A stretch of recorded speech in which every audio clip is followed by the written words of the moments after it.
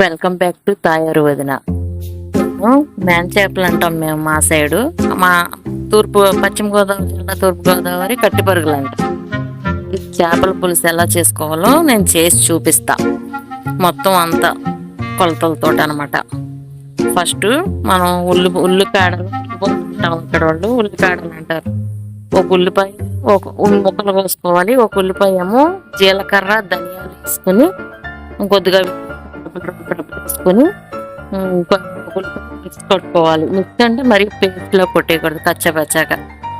ఈ మొత్తం ఆ ఉల్లిపాయ ముక్కలు వేసుకొని పోసుకొని, ఆయిల్ అంటే చిన్న కప్పుడు పడుతుంది అనమాట.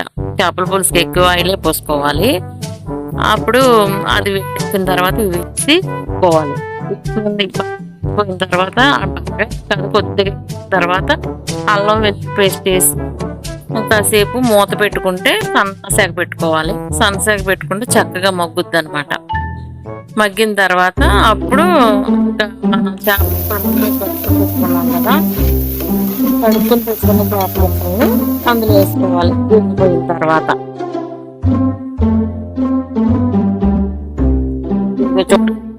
చింతపండు పులుసు పిసుక్కుని పెట్టుకోవాలి. ఒక 150 గ్రాములు చింతపండు పట్టింది, 100 గ్రాములు సరిపోద్ది. మేము పులుపు ఎక్కువ తింటాం కాబట్టి 150 గ్రాములు వేసాం.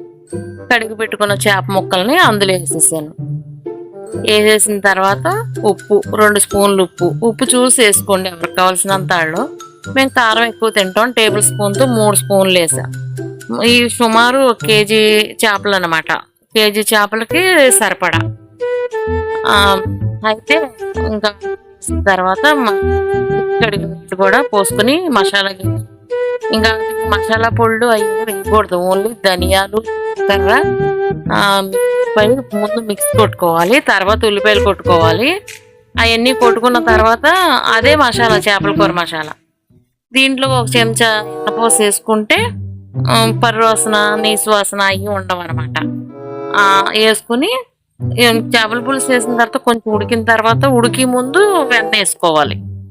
సన్న సెగలో పెట్టుకుని కొంచెం సేపు ఉడకనేస్తే అప్పుడు చాలా రుచిగా ఉంటుంది. అసలు స్మెల్లే అదిరిపోద్ది అనమాట. తిన్నారంటే ఇంక వదిలిపెట్టరు. అయిపోయింది చేపల కూర రెడీ. ఇంతే, చాలా సింపుల్.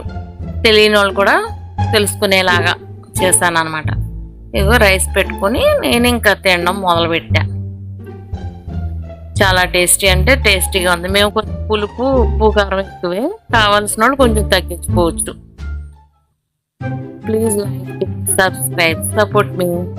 మీరు కూడా చేసుకుంటూ చూసి అప్పుడు ఎలా ఉందో నాకు కామెంట్ సెక్షన్లో పెట్టండి. చాలా బాగుంటుంది.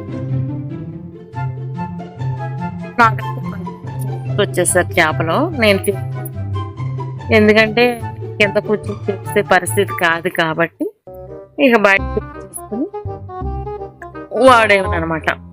మీకు ఓపిక ఉంటే చేసుకుని చక్కగా వండుకోవచ్చు.